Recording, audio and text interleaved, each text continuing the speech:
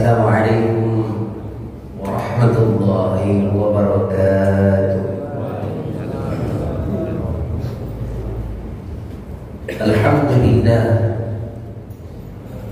Alhamdulillahilladzi qad akhraja nataijal fikri li'arbabil hijab amadda arbaban nuha wa rasama syamsal bayani fi suduril ulama.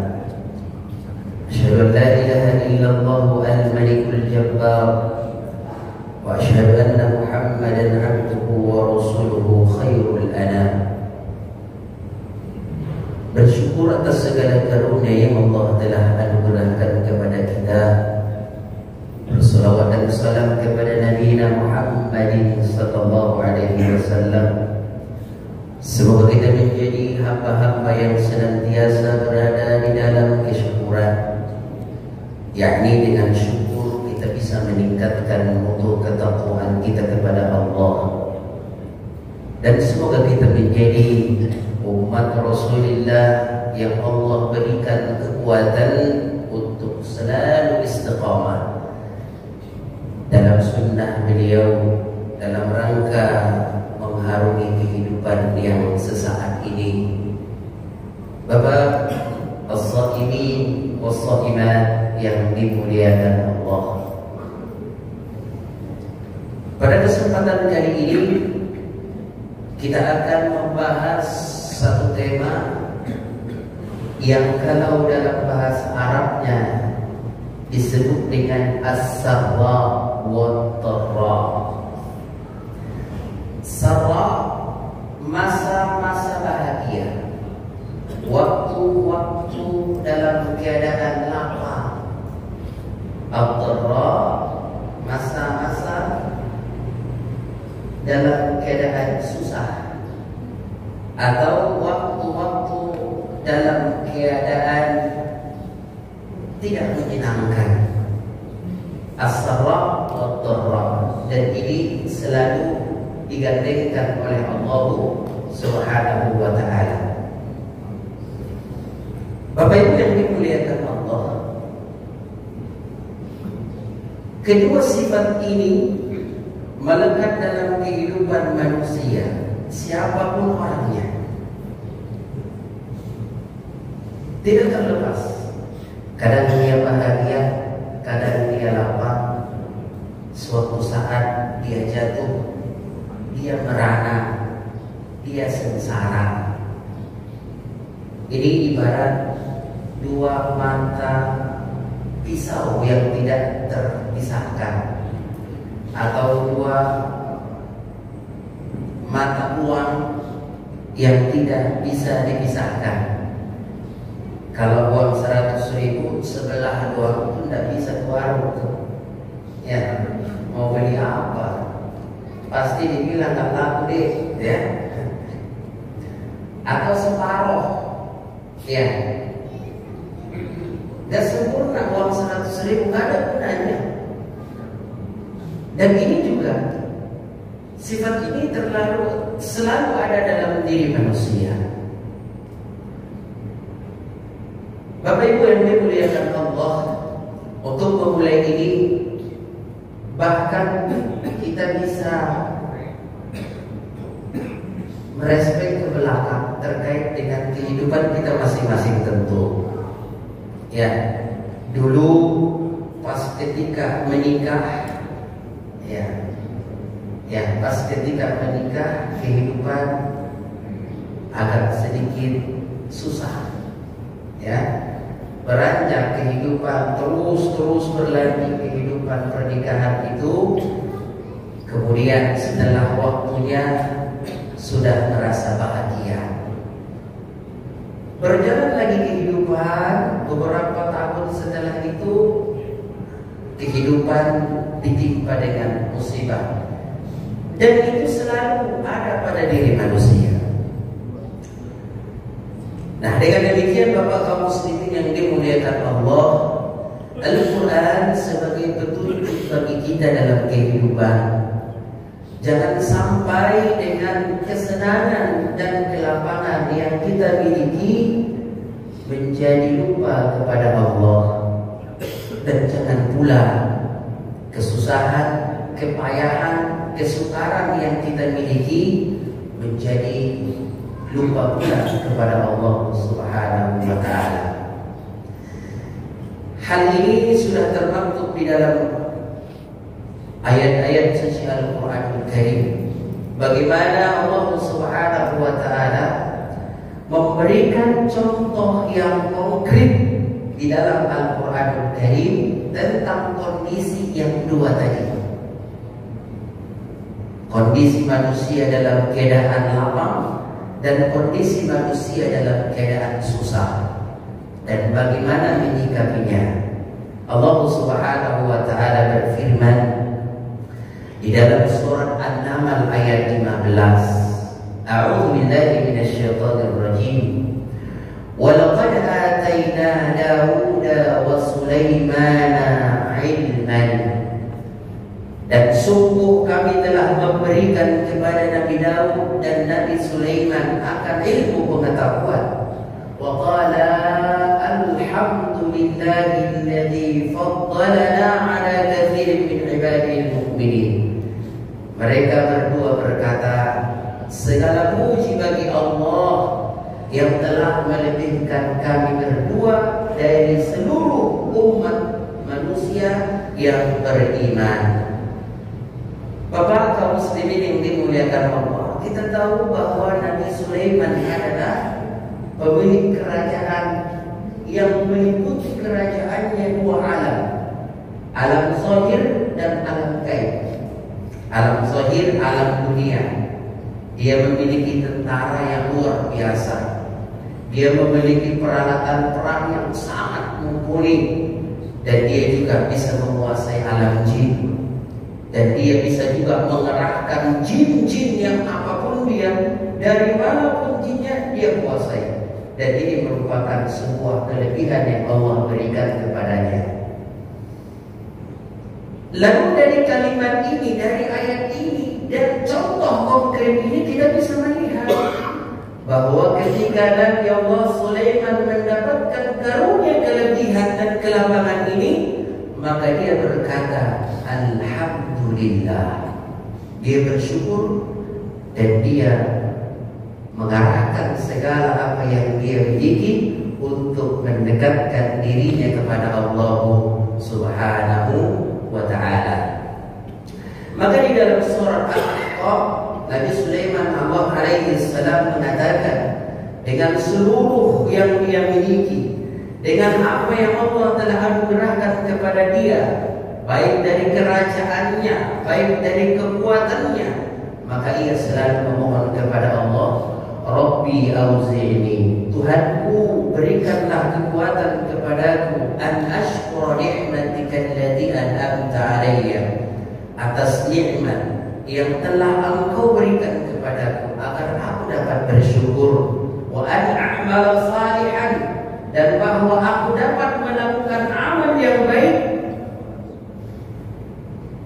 tardahu, yang Engkau ridhoi akannya, wa aslih li fi dzurriyyati, dan berikanlah perbaikan kepada keturunanku, inni tubtu ilaika, aku bertaubat kepadamu, wa inni minal muslimin, sesungguhnya aku termasuk orang muslim. Subhanallah. Kalimat yang diungkapkan Nabi Sulaiman ini sangat membuat inspirasi buat kita kaum muslimin yang dimuliakan Allah. Dia memiliki segalanya, dan dia masih mengharapkan bantuan Allah dari apa yang dia miliki, agar dia menjadi orang yang bersyukur atas apa yang Allah telah berikan. Dan dia minta tolong dan minta taubat kepada Allah dengan segala ketidaklorannya, dengan segala kekhilafan yang pernah dia lakukan. Dan dia tidak lupa mendoakan keturunannya. Bapak Ibu yang dimuliakan Allah, dari kisah ini menggambarkan bahwasanya keteguhan iman seseoranglah yang dapat mengarahkannya untuk menjadi orang yang bersyukur atas segala kelapangan, atas segala rezeki, atas segala karunia yang Allah telah berikan kepada masing-masing kita. Ibu bapak yang dimuliakan Allah, contoh konkret yang kedua adalah ini sebaliknya. Allah Subhanahu wa taala memberikan contoh konkret bagi kita, yaitu Nabi Ayyub alaihissalam. Kita tahu bahwa Nabi Ayyub adalah Nabi Allah, dan beliau setengah dari kehidupannya itu ditimpa musibah berupa sakit, tidak kunjung sembuh-sembuh bertahun-tahun lamanya. Maka Allah Subhanahu wa taala mengabadikan kondisi ini di dalam surat Al-Anbiya ayat 83. Wa ayyuba idznada rabbahu anni massani yadhurru wa anta arhamur rahimin. Dan Ayub ketika dia memohon kepada Tuhannya, inni massani yadhurru, aku ditimpa musibah, aku ditimpa kesulitan berupa sakit, dan Engkau Maha Pengasih dan Penyayang. Dan ini terjadi kepada Nabi Ayyub alaihissalam. Sebaliknya yang dirasakan oleh Nabi Sulaiman, yang dirasakan Nabi Ayyub tidak tanggung-tanggung, kaum muslimin yang dimuliakan Allah. Dan dia bersabar dalam kondisi itu dan meminta pertolongan kepada Allah Subhanahu wa taala, selalu memberikan apresiasi dan memberikan nilai positif dalam apa yang dia rasakan dalam kehidupannya. Itulah Nabi Ayyub alaihissalam. Kemudian kaum muslimin yang dimuliakan Allah, bagaimana Allah Subhanahu wa taala memberikan informasi kepada kita tentang Nabi Nuh. Nabi Nuh alaihissalam berdakwah kurang lebih 950 tahun dan mendakwahi kaumnya lailan wa nahara, siang dan malam. Dan tanggung-tanggung. Kalau ustaz-ustaz zaman sekarang ini seperjam lah gitu ya. Dakwah di sini, dakwah di sana, dakwah di sini, dakwah di situ, selesai, istirahat. Nabi Nuh alaihissalam lailan wa naharan, selama 950 tahun lamanya mendakwahi kaumnya. Subhanallah. Dan ini termaktub di dalam surat Nuh. Allah Subhanahu wa taala qala rabbi inni da'awtu qaumi lailan wa naharan. Nabi Nuh berkata, Tuhanku, aku mengajak kaumku malam dan siang. Falam yazidhum du'ai illa firaran. Maka tidak menambah keimanan kepada mereka kecuali mereka kabur dariku. Mereka tidak mendengar aku. Dan ini tantangan, kesulitan yang dihadapi oleh Nabi Nuh alaihissalam. Bapak Ibu yang dimuliakan Allah,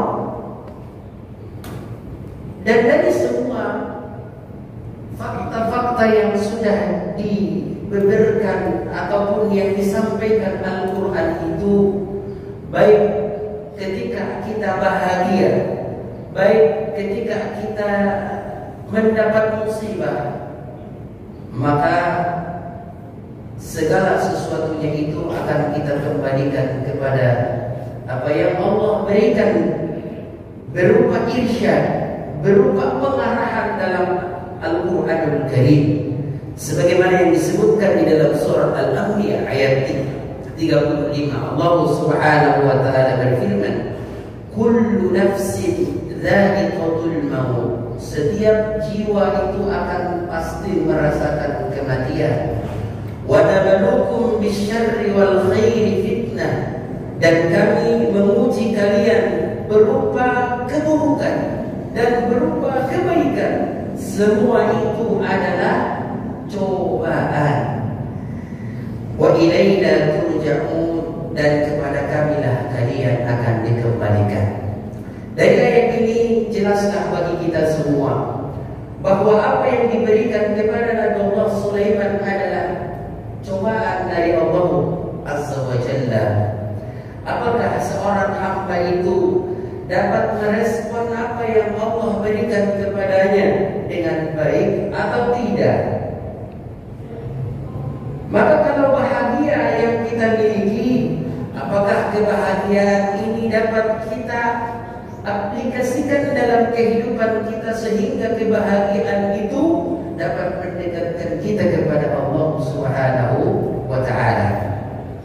Yang kedua sebaliknya, apakah dengan musibah, apakah dengan kesulitan yang kita miliki, dirundung kesusahan kita, apakah ini dapat menjauhkan kita dari Allah Subhanahu wa Ta'ala apa tidak?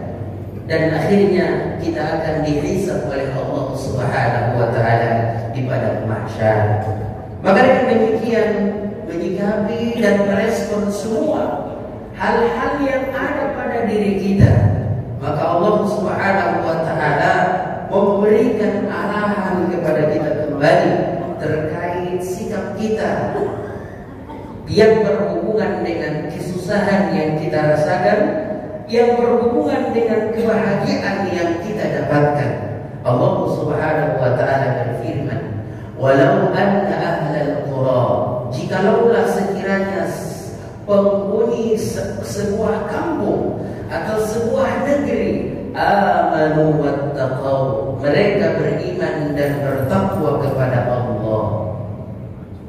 Jikalau seseorang pribadi kita, jikalau seseorang diri kita beriman dan bertakwa kepada Allah Subhanahu wa Ta'ala, ketika dia ditimpa kebahagiaan, maka dia beriman dalam kondisi itu dan bertakwa dalam kondisi itu.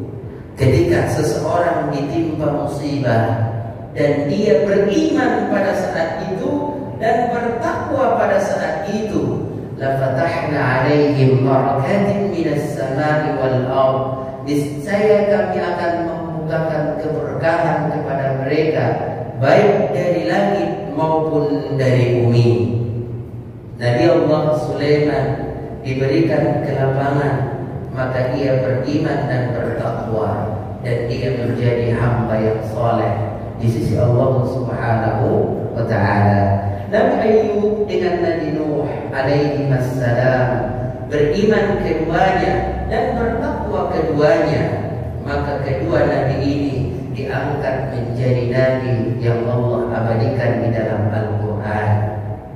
Tapi walakin kadzabu, mereka tidak mau patuh dengan aturanmu, mereka mendustakan ayat-ayatmu.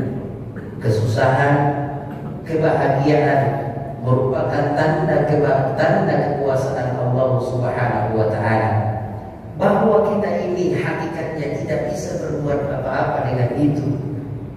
Ketika Allah Subhanahu wa Ta'ala memberikan kesusahan, ketika Allah Subhanahu wa Ta'ala memberikan kebahagiaan, maka apakah ada orang yang bisa menghalangi itu? Tidak bisa. Dan ini merupakan sebuah sunnah Allah dalam kehidupan manusia. Tapi kebanyakan manusia walakin kadzabu, akan tetapi kebanyakan mereka mendustakan ayat-ayat Allah. Fa'akhadnahum bima kanu yaksibun, maka kami siksa mereka dengan apa yang mereka usahakan. Allah berikan kesusahan kepada dia malah jauh dari Allah. Allah berikan kesenangan dan kebahagiaan kepadanya, maka dia juga makin jauh dan makin tidak kenal Allah. Ini adalah orang-orang yang tidak sesuai dengan apa yang Allah inginkan dan apa yang Allah tunaikan di dalam Al-Quranul Karim. Bapak Ibu yang dimuliakan Allah, kita berpuasa ini juga ketika kita sahur berat rasanya. Ketika berjalan mulai dari pagi sampai siang hari, subhanallah. Tapi di balik itu insya Allah kita akan bahagia ketika berpuasa. Nah sekarang bagaimana bagaimana hati kita menyikapi, bagaimana keimanan kita dan ketakwaan kita menyikapi kondisi ini. Apakah kita selalu mengeluh dengan kondisi saat berpuasa, ataukah apa kita harus marah-marah dan seterusnya. Dan ini merupakan sebuah pemikiran bagi kita semua agar dapat memberikan yang terbaik, agar dapat memberikan respon yang terbaik atas apa yang Allah telah gariskan dalam kehidupan kita, baik dalam keadaan susah maupun dalam keadaan senang. Semua itu adalah cobaan ataupun ujian dari Allah Subhanahu wa ta'ala. Semoga ketika kita mendapatkan kebahagiaan, Allah arahkan kita menjadi hamba-hamba yang bersyukur. Dan semoga ketika kita mendapatkan musibah ataupun penderitaan, semoga Allah Azza wa Jalla menetapkan kesabaran dalam hati kita dalam rangka melangsungkan kehidupan dengan cobaan tersebut. Demikian barangkali yang dapat saya sampaikan. Semoga bermanfaat. Hadani Allah wa iyyakum ajma'in. Assalamualaikum